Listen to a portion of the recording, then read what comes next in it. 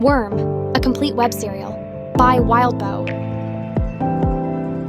Arc 1, Gestation.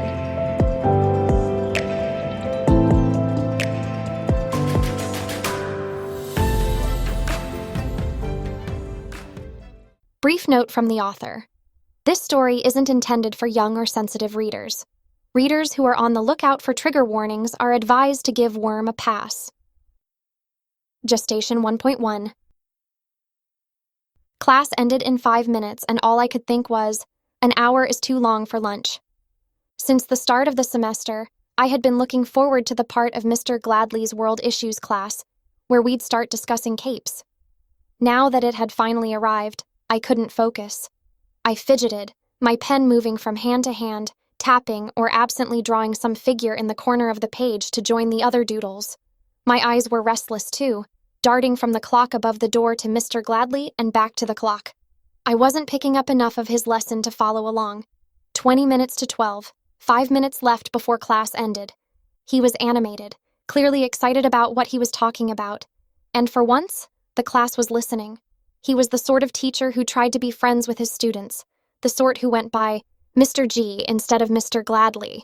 He liked to end class a little earlier than usual and chat with the popular kids, gave lots of group work so others could hang out with their friends in class, and had fun assignments like mock trials. He struck me as one of the popular kids who had become a teacher. He probably thought he was everyone's favorite. I wondered how he'd react if he heard my opinion on the subject. Would it shatter his self-image, or would he shrug it off as an anomaly from the gloomy girl that never spoke up in class? I glanced over my shoulder. Madison Clements sat 2 rows to my left and 2 seats back. She saw me looking and smirked, her eyes narrowing, and I lowered my eyes to my notebook. I tried to ignore the ugly, sour feeling that stewed in my stomach. I glanced up at the clock. 11:43. "Let me wrap up here," Mr. Gladley said. "Sorry, guys, but there is homework for the weekend. Think about capes and how they've impacted the world around you. Make a list if you want, but it's not mandatory. On Monday, we'll break up into groups of 4 and see what group has the best list. I'll buy the winning group treats from the vending machine." There were a series of cheers, followed by the classroom devolving into noisy chaos. The room was filled with sounds of binders snapping shut, textbooks and notebooks being slammed closed, chairs screeching on cheap tile, and the dull roar of emerging conversation. A bunch of the more social members of the class gathered around Mr. Gladley to chat. Me? I just put my books away and kept quiet. I'd written down almost nothing in the way of notes. There were collections of doodles spreading across the page and numbers in the margins where I'd counted down the minutes to lunch as if I was keeping track of the timer on a bomb. Madison was talking with her friends. She was popular, but not gorgeous in the way the stereotypical popular girls on TV were. She was adorable instead, petite. She played up the image with sky blue pins in her shoulder-length brown hair and a cutesy attitude. Madison wore a strapless top and denim skirt, which seemed absolutely moronic to me, given the fact that it was still early enough in the spring that we could see our breath in the mornings. I wasn't exactly in a position to criticize her. Boys liked her and she had friends, while the same was hardly true for me. The only feminine feature I had going for me was my dark curly hair, which I'd grown long. The clothes I wore didn't show skin, and I didn't deck myself out in bright colors like a bird showing off its plumage. Guys liked her, I think, because she was appealing without being intimidating. If they only knew. The bell rang with a lilting ding-dong, and I was the first one out the door. I didn't run, but I moved at a decent clip as I headed up the stairwell to the 3rd floor and made my way to the girls' washroom. There were a half-dozen girls there already, which meant I had to wait for a stall to open up. I nervously watched the door of the bathroom, feeling my heart drop every time someone entered the room. As soon as there was a free stall, I let myself in and locked the door. I leaned against the wall and exhaled slowly. It wasn't quite a sigh of relief. Relief implied you felt better. I wouldn't feel better until I got home. No, I just felt less uneasy. It took maybe 5 minutes before the noise of others in the washroom stopped. A peek below the partitions showed that there was nobody else in the other stalls. I sat on the lid of the toilet and got my brown bag lunch to begin eating. Lunch on the toilet was routine now. Every school day, I would finish off my brown bag lunch, then I'd do homework or read a book until lunch hour was over. The only book in my bag that I hadn't already read was called Triumvirate, a biography of the leading 3 members of the Protectorate. I was thinking I would spend as long as I could on Mr. Gladley's assignment before reading, because I wasn't enjoying the book. Biographies weren't my thing, and they were especially not my thing when I was suspicious it was all made up. Whatever my plan, I didn't even have a chance to finish my pita wrap. The door of the bathroom banged open. I froze. I didn't want to rustle the bag and clue anyone into what I was doing, so I kept still and listened. I couldn't make out the voices. The noise of the conversation was obscured by giggling and the sound of water from the sinks. There was a knock on the door, making me jump. I ignored it, but the person on the other side just repeated the knock. "Occupied," I called out hesitantly. "Oh my God, it's Taylor," one of the girls on the outside exclaimed with glee. Then in response to something another girl whispered, I barely heard her add, "Yeah, do it." I stood up abruptly, letting the brown bag with the last mouthful of my lunch fall to the tiled floor. Rushing for the door, I popped the lock open and pushed. The door didn't budge. There were noises from the stalls on either side of me, then a sound above me. I looked up to see what it was, only to get splashed in the face. My eyes started burning, and I was momentarily blinded by the stinging fluid in my eyes and my blurring of my glasses. I could taste it as it ran down to my nose and mouth. Cranberry juice. They didn't stop there. I managed to pull my glasses off just in time to see Madison and Sophia leaning over the top of the stall, each of them with plastic bottles at the ready. I bent over with my hands shielding my head just before they emptied the contents over me. It ran down the back of my neck, soaked my clothes, fizzed as it ran through my hair. I pushed against the door again, but the girl on the other side was braced against it with her body. If the girls pouring juice and soda on me were Madison and Sophia, that meant the girl on the other side of the door was Emma, leader of the trio. Feeling a flare of anger at the realization, I shoved on the door, the full weight of my body slamming against it. I didn't accomplish anything, and my shoes lost traction on the juice-slick floor. I fell to my knees in the puddling juice. Empty plastic bottles with labels for grape and cranberry juice fell to the ground around me. A bottle of orange soda bounced off my shoulder to splash into the puddle before rolling under the partition and into the next stall. The smell of the fruity drinks and sodas was sickly sweet. The door swung open, and I glared up at the 3 girls, Madison, Sophia, and Emma. Where Madison was cute, a late bloomer, Sophia and Emma were the types of girls that fit the prom queen image. Sophia was dark-skinned, with a slender, athletic build she'd developed as a runner on the school track team. Red-headed Emma, by contrast, had all the curves the guys wanted. She was good-looking enough to get occasional jobs as an amateur model for the catalogs that the local department stores and malls put out. The 3 of them were laughing like it was the funniest thing in the world, but the sounds of their amusement barely registered with me. My attention was on the faint roar of blood pumping in my ears and an urgent, ominous crackling sound that wouldn't get any quieter or less persistent if I covered my ears with my hands. I could feel dribbles running down my arms and back, still chilled from the refrigerated vending machinis. I didn't trust myself to say something that wouldn't give them fodder to taunt me with, so I kept silent. Carefully, I climbed to my feet and turned my back on them to get my backpack off the top of the toilet. Seeing it gave me pause. It had been a cocky green before, but now dark purple blotches covered it, most of the contents of a bottle of grape juice.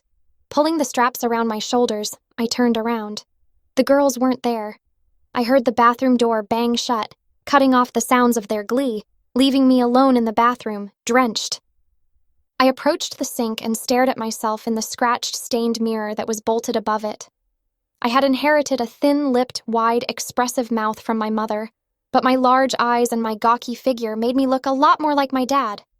My dark hair was soaked enough that it clung to my scalp, neck, and shoulders. I was wearing a brown hooded sweatshirt over a green t-shirt, but colored blotches of purple, red, and orange streaked both. My glasses were beaded with the multicolored droplets of juice and soda. A drip ran down my nose and fell from the tip to land in the sink. Using a paper towel from the dispenser, I wiped my glasses off and put them on again. The residual streaks made it just as hard to see, if not worse than it had been. Deep breaths, Taylor, I told myself. I pulled the glasses off to clean them again with a wet towel and found the streaks were still there. An inarticulate scream of fury and frustration escaped my lips, and I kicked the plastic bucket that sat just beneath the sink, sending it and the toilet brush inside flying into the wall. When that wasn't enough, I pulled off my backpack and used a two-handed grip to hurl it. I wasn't using my locker anymore. Certain individuals had vandalized or broken into it on 4 different occasions. My bag was heavy, loaded down with everything I'd anticipated needing for the day's classes. It crunched audibly on impact with the wall. "What the fuck?" I screamed to nobody in particular, my voice echoing in the bathroom. There were tears in the corners of my eyes. The hell am I supposed to do? I wanted to hit something, break something, to retaliate against the unfairness of the world. I almost struck the mirror, but I held back. It was such a small thing that it felt like it would make me feel more insignificant instead of venting my frustration. I'd been enduring this from the very first day of high school, a year and a half ago. The bathroom had been the closest thing I could find to refuge. It had been lonely and undignified, but it had been a place I could retreat to, a place where I was off their radar. Now I didn't even have that. I didn't even know what I was supposed to do for my afternoon classes. Our midterm project for art was due, and I couldn't go to class like this. Sophia would be there, and I could just imagine her smug smile of satisfaction as I showed up looking like I'd botched an attempt to tie-dye everything I owned. Besides, I'd just thrown my bag against the wall and I doubted my project was still in one piece. The buzzing at the edge of my consciousness was getting worse. My hands shook as I bent over and gripped the edge of the sink, let out a long, slow breath, and let my defenses drop. For 3 months, I'd held back. Right now, I didn't care anymore. I shut my eyes and felt the buzzing crystallize into concrete information. As numerous as stars in the night sky, tiny knots of intricate data filled the area around me. I could focus on each one in turn, pick out details. The clusters of data had been reflexively drifting towards me since I was first splashed in the face. They responded to my subconscious thoughts and emotions, as much of a reflection of my frustration, my anger, my hatred for those 3 girls as my pounding heart and trembling hands were. I could make them stop or direct them to move almost without thinking about it, the same way I could raise an arm or twitch a finger. I opened my eyes. I could feel adrenaline thrumming through my body, blood coursing in my veins. I shivered in response to the chilled soft drinks and juices the trio had poured over me, with anticipation and with just a little fear. On every surface of the bathroom were bugs.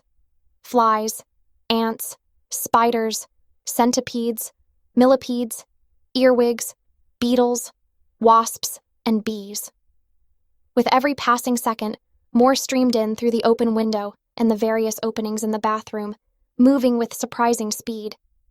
Some crawled in through a gap where the sink drain entered the wall, while others emerged from the triangular hole in the ceiling where a section of foam tile had broken off, or from the opened window with peeling paint and cigarette butts squished out in the recesses. They gathered around me and spread out over every available surface, primitive bundles of signals and responses, waiting for further instruction. My practice sessions, conducted away from prying eyes, told me I could direct a single insect to move an antennae, or command the gathered horde to move in formation. With one thought, I could single out a particular group, maturity, or species from this jumble and direct them as I wished. An army of soldiers under my complete control. It would be so easy to just go carry on the school, to give the trio their just desserts and make them regret what they had put me through, the vicious emails, the trash they'd upended over my desk, the flute, my mother's flute, they'd stolen from my locker. It wasn't just them either. Other girls and a small handful of boys had joined in, accidentally skipping over me when passing out assignment handouts, adding their own voices to the taunts and the flood of nasty emails to get the favor and attention of 3 of the prettier and more popular girls in our grade. I was all too aware that I'd get caught and arrested if I attacked my fellow students. There were 3 teams of superheroes and any number of solo heroes in the city. I didn't really care. The thought of my father seeing the aftermath on the news, his disappointment in me, his shame. That was more downing, but it still didn't outweigh the anger and frustration. Except, I was better than that. With a sigh, I sent an instruction to the gathered swarm. Disperse. The word wasn't as important as the idea behind it. They began to exit the room, disappearing into the cracks in the tile and through the open window. I walked over to the door and stood with my back to it so nobody could stumble onto the scene before the bugs were all gone. However much I wanted to, I couldn't really follow through. Even as I trembled with humiliation, I managed to convince myself to pick up my backpack and head down the hall. I made my way out of the school, ignoring the stares and giggles from everyone I walked past, and caught the first bus that headed in the general direction of home. The chill of early spring compounded the discomfort of my soaked hair and clothes, making me shiver. I was going to be a superhero. That was the goal I used to calm myself down at moments like these. It was what I used to make myself get out of bed on a school day. It was a crazy dream that made things tolerable. It was something to look forward to, something to work towards. It made it possible to keep from dwelling on the fact that Emma Barnes, leader of the trio, had once been my best friend. This has been Worm, a complete web serial. Arc 1, Gestation 1.1. Thanks for listening. Feel free to visit my Patreon down in the description for early releases, full-length audiobooks, and other content that may not be available here on YouTube. Until next time. Sincerely, Lunar Audiobooks.